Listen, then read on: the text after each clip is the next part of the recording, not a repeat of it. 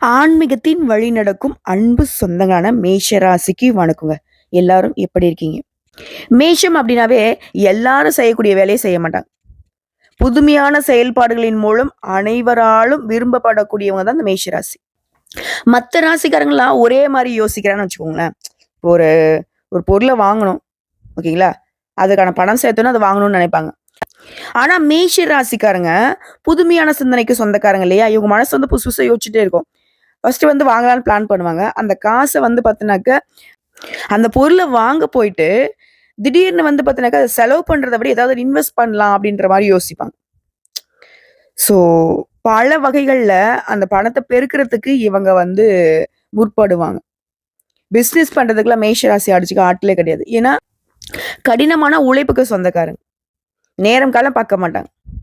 ஊர் உலகம் ஃபுல்லா சுத்தி மார்க்கெட்டிங் பண்ணணுமா, ஊர் உலகம் ஃபுல்லா சுத்தி பிசினஸ்க்கான அலையணுமா, அலைவாங்க. முடிவுல மேஷம் எதிர்பார்க்கறது என்ன தெரியுமா? வெற்றி. இதுக்காக நான் எவ்வளவு கஷ்டப்பட்டாலும் பரவாயில்ல. அதே மாதிரி இவங்களோட தோற்றம் எப்படி இருக்கும் தெரியுமா? இவங்களுடைய புன்னகை வந்து பூ மாதிரி இருக்கும். ஒரு பூ சிரிச்சா எப்படி இருக்கும்? அந்த மாதிரியான முகபாவங்களும், எடுத்த காரியத்தை எப்படியாவது முடிச்சிடணுங்கிற அபார சக்தியும். ஊரே ஒரு குடையின் கீழ நின்னா, அதுக்கெல்லாம் பயப்பட மாட்டேன். இங்க ஏன் நிக்கணும்? அப்படின்னு மாத்தி சிந்திக்கக்கூடியவங்க.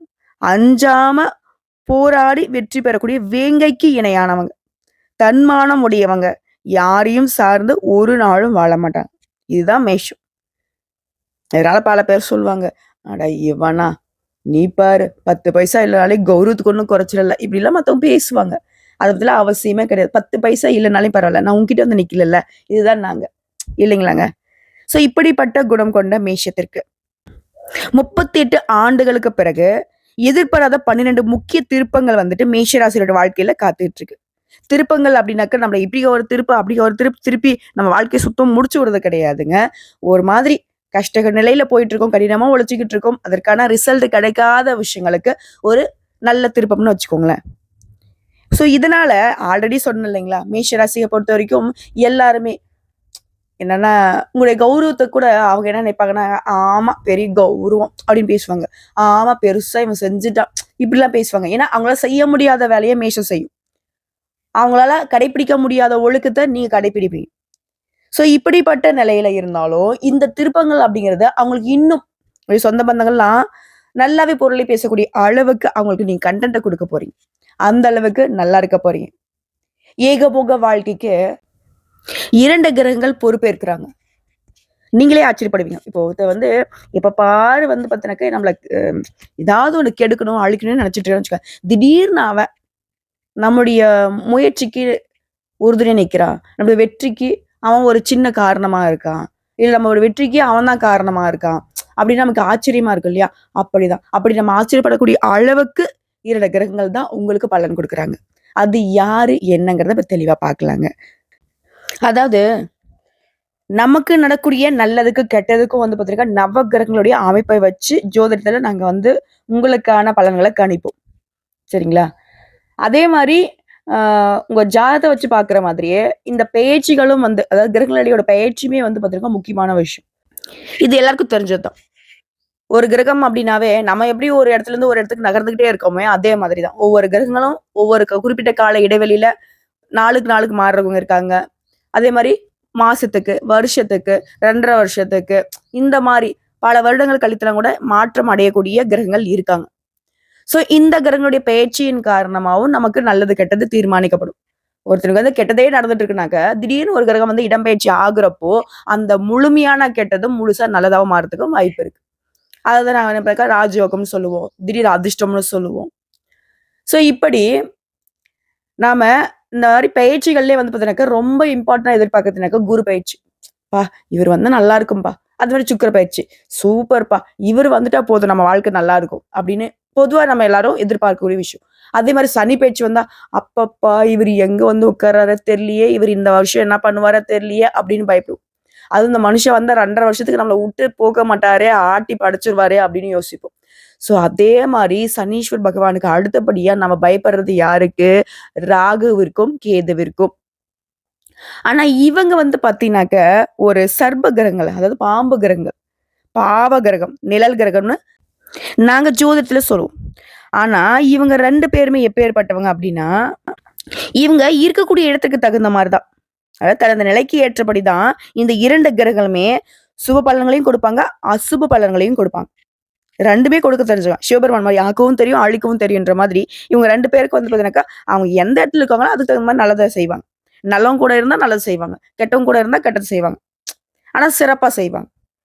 புரியுதுங்களா? நல்லது செய்யணும்னு முடிவு பண்ணிட்டா, உங்கள எந்த அளவுக்கு நல்லா வச்சுக்கணுமோ, அந்த அளவுக்கு நல்லா வச்சுப்பாங்க. இவங்க கெட்டது செய்யணும்னு முடிவு பண்ணிட்டா, உங்கள எந்த அளவுக்கு சீரழிக்கணுமோ, அந்த அளவுக்கு சீரழிச்சுருவாங்க. ஸோ, இப்போ இவங்க உங்களுக்கு சுபத்த குடுக்க போறாங்களா? அசுபத்த குடுக்க போறாங்க.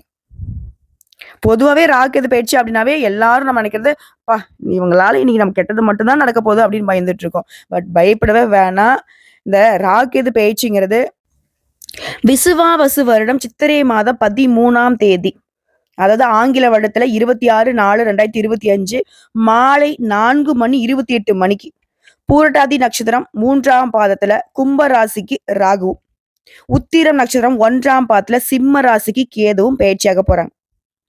ராகுவும் கேதுவும் மத்த கிரகங்கள் மாதிரி முன்னோக்கி நகரக்கூடியவங்க கிடையாது. பின்னோக்கி நகரக்கூடியவங்க. ஆனா இந்த கிரகங்கள் தான் நம்ம வாழ்க்கையில நம்ம முன்னோக்கி செல்ல வழிகாட்டுவாங்க. ஓகேங்களா? ஸோ இப்ப நடைபெறக்கூடிய இந்த ராகு கேது பயிற்சியின் விளைவா, மேஷ ராசிக்காரர்ல பொறுத்த வரைக்கும், உங்க வாழ்க்கையில நடக்கக்கூடிய 12 திருப்பங்கள் என்ன? தெளிவா பார்க்கலாங்க.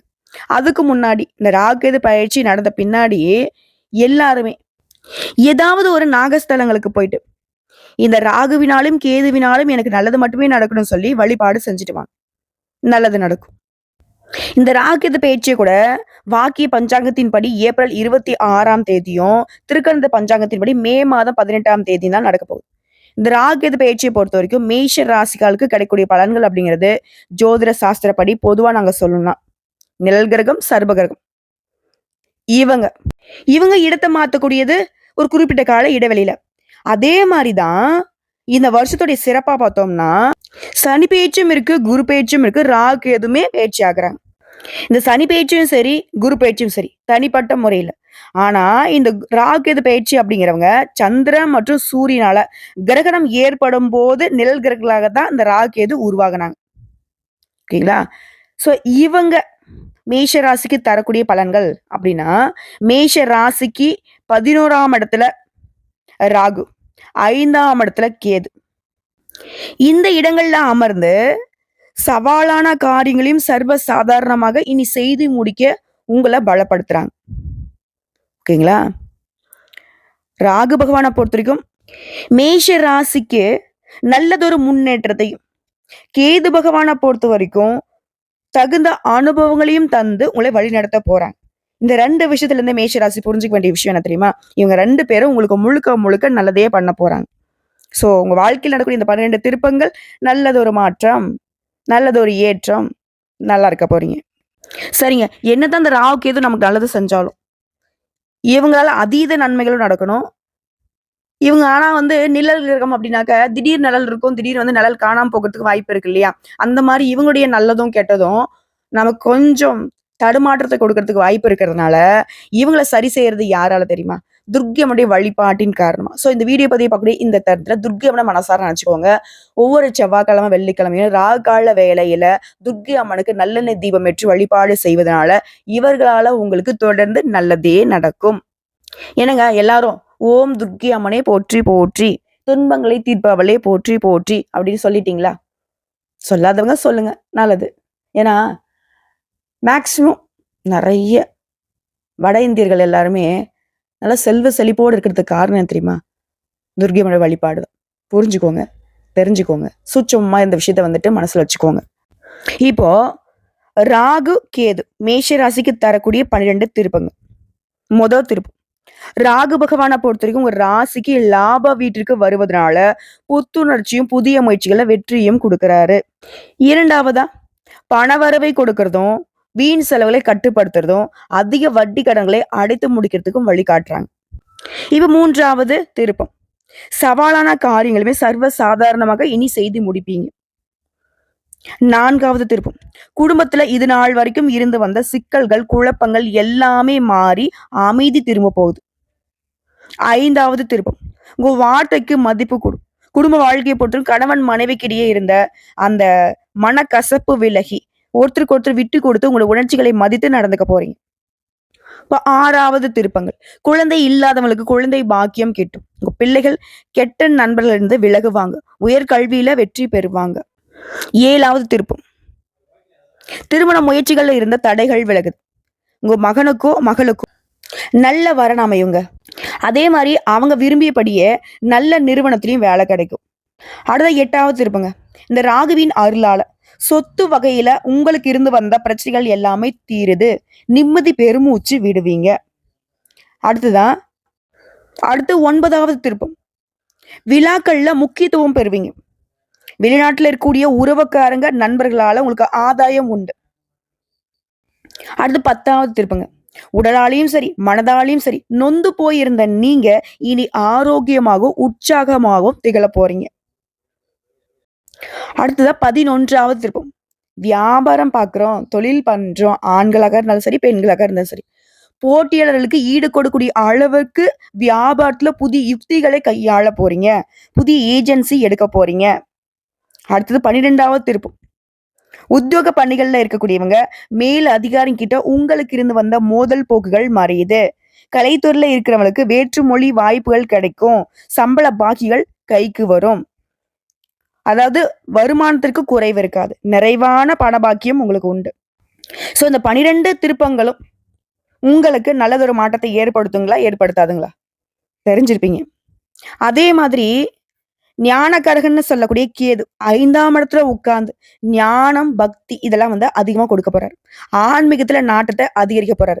கோயில் கட்டுறது, உழவார பணி போன்றவற்றில ஈடுபடுவது, அது சம்மந்த விஷயங்கள்ல கலந்துக்கிறது, இப்படி உங்கள வந்துட்டு ஒரு மாரி ஒரு பக்தி மயமா வச்சுக்க போறாரு. அதே மாதிரி பூர்வீக சொத்துக்கள்ல வில்லங்கள் ஏற்பட்டு, அத வந்து நீங்க ஒரு மாதிரி உங்களுடைய அனுபவ அறிவால சமாளிக்கக்கூடிய சக்தியும் இவரே குடுப்பாரு. பிள்ளைகள் மீது ஆரோக்கியத்துல சற்று அக்கறை எடுத்துக்கோங்க. உத்தியோகம் மற்றும் கல்வியின் பொருட்டு பிள்ளைகள் வந்து உங்கள பிரிந்து செல்வதற்கு வாய்ப்பு இருக்கு.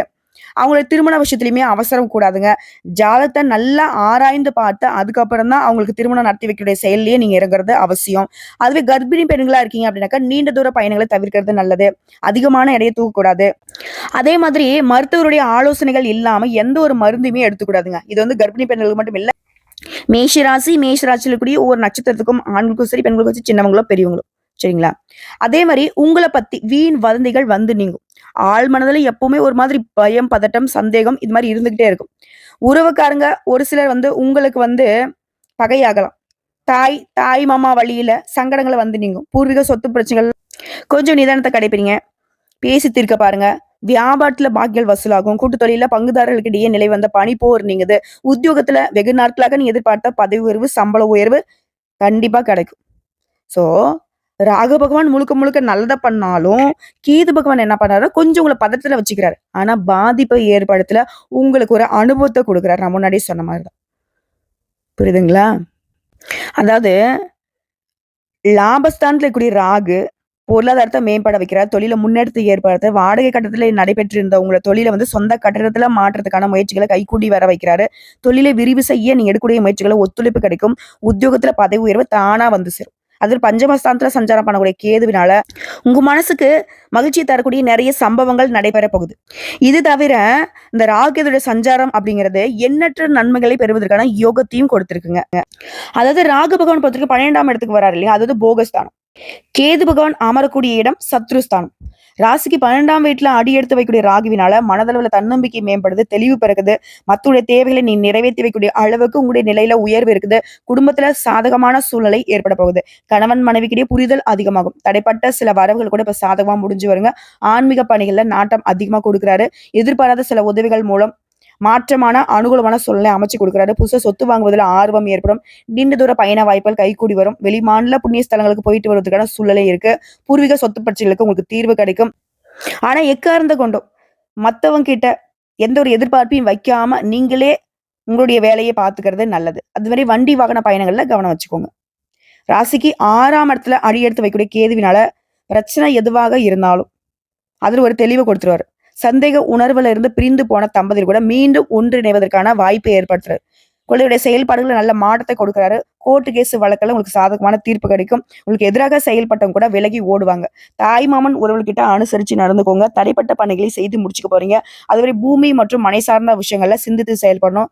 வரவுக்கு ஏற்ப செலவுகள நீங்க தீர்மானிச்சுக்கோங்க.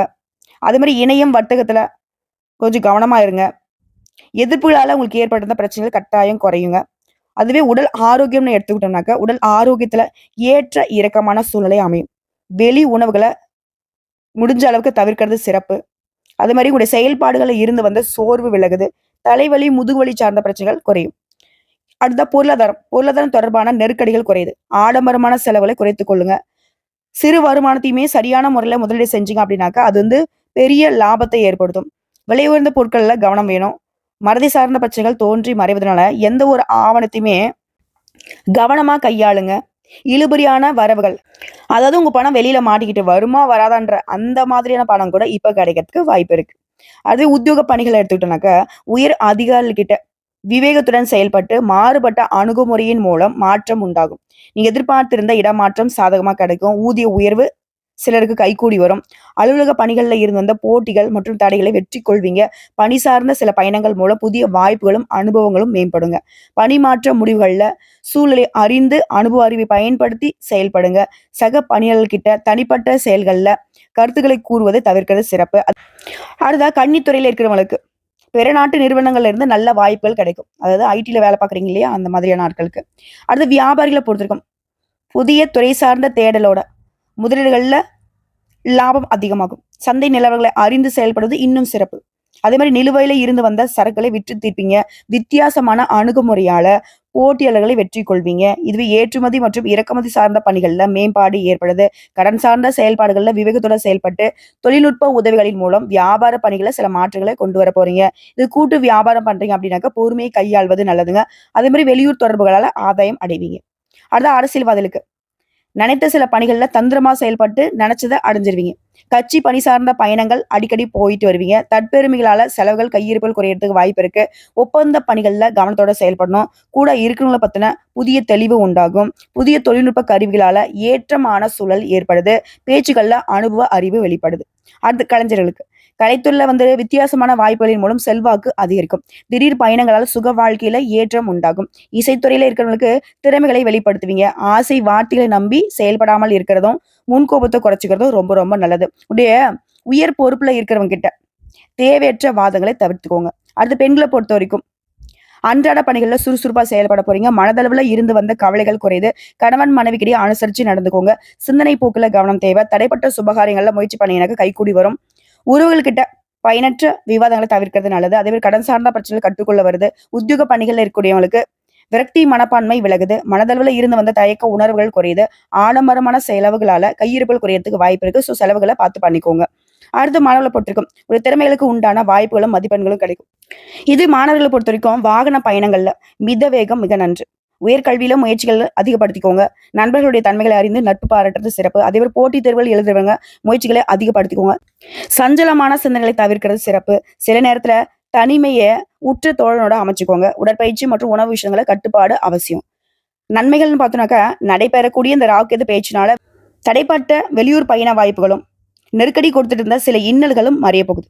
தீமைகள்னு எடுத்துக்கிட்டாக்க இந்த ராக்கெது பேச்சினால ஆடம்பரமான பொருட்கள் மீது ஆர்வம் கூடும். கூட இருக்கிறவங்க உங்ககிட்ட போட்டி போடுவாங்க. அந்த மனப்பான்மையை நீங்க விட்டு விலகிறது நல்லது. நீ போட்டி போடுறியா? நான் உங்ககிட்ட போட்டிலாம் போடலப்பா. நீயே இருந்துக்கோ அப்படின்னு சொல்லிட்டு ஒதுங்கிக்கோங்க. அதே மாதிரி நீங்க இந்த ராக்கெது பேச்சு காலத்துல வழிபாடு செய்ய வேண்டிய ஸ்தலங்கள்னு பார்த்தோம்னாக்க திருக்கலாச்சேரியில வீற்றிருக்கும் நாகநாதரை வழிபாடு செய்ய நீண்ட நாட்களாக உங்களுக்கு இருந்து வந்த இன்னல்கள் மறையும். அது போலவே வாராகி அம்மனுக்கு அகல் விளக்கேற்றி வழிபாடு செய்வதன் மூலம் மனதளவுல இருந்த குழப்பங்கள் நீங்கி தெளிவு பிறக்கும். மேலும் ஒரு முறையாவது திருவாரூர் மாவட்டத்துல அமைந்திருக்கக்கூடிய திருப்பாம்புரம் தலத்துக்கு குடும்பத்தோட போயிட்டு வழிபாடு செஞ்சுட்டு வாங்க. அதே மாதிரி ஞாயிற்றுக்கிழமையில ராகு கால வேளையில அருகில் இருக்கக்கூடிய சிவாலயம் சென்று நவகிரக சன்னதியில இருக்கக்கூடிய ராகு பகவானுக்கும் கேது பகவானுக்கும் விளக்கேற்றி வழிபாடு செய்வதனால மேலும் இந்த இரண்டு கிரகங்களுடைய திருவருள்கள் கைகூடி வரணும்னாக்க சதுர்த்தி தினங்கள்ல விநாயகர் பெருமானுக்கு அருகம்புல் சாத்தி வணங்குவதனாலையும் நல்லதே நடக்கும். நல்லது மட்டுமே நடக்கும். இப்போ தனிப்பட்ட முறையில் நட்சத்திர பலன்களுக்கு வந்துட்டு ஒரு வரியில வந்து பலன் சொல்லட்டுங்களா? அஸ்வினி நட்சத்திரம், முயற்சிகளில் வெற்றி பெறுவீங்க. அடுத்துதான் பர நட்சத்திரம், நினைச்சது நடக்கும். மூன்றாவதா கார்த்திகை நட்சத்திரம், மகிழ்ச்சி அதிகரிக்கும். இப்போ முன்னாடி ஒரு பரிகாரம் சொன்னேன் இல்லைங்களா, இந்த திருக்கலாச்சேரி அப்படின்னு சொன்னேன். அது வந்து எங்க இருக்குன்னா, நாகப்பட்டினம் மாவட்டத்துல இருக்குங்க. இந்த ராகுகேது தோஷத்தை நீக்கிறதுக்கே தான் இந்த பரிகாரத்தலம் விளங்குது. ஸோ அங்க வீட்டுக்கூடிய நாகநாத சுவாமி கோயில குடும்பத்தோட போயிட்டு வழிபாடு செஞ்சுட்டு வாங்க, நன்மைகள் உண்டாகும். ஒட்டு மொத்தமா சொல்றேன், 100% மேஷ ராசிக்கு இந்த ராகுவும் கேதுவும் ஒரு வகையிலுமே உங்களுக்கு குறைகளை வைக்கல. உங்களுக்கு என்னென்ன விஷயங்கள் இத்தனை நாளா மறைக்கப்பட்டதோ, தெளிவில்லாம இருந்துச்சோ, அது எல்லாத்தையுமே தெளிவுபடுத்தி உங்க வாழ்க்கையை வந்து பார்த்தீங்கன்னாக்கா பிரகாசமாக மாத்தி வைக்கிறாங்க. வாழ்த்துக்களுங்க. இப்போ வரைக்கும் பார்த்தோம்னா ராகுவும் கேதுவும் உங்களுக்கு துணையா தான் நிக்கிறாங்க.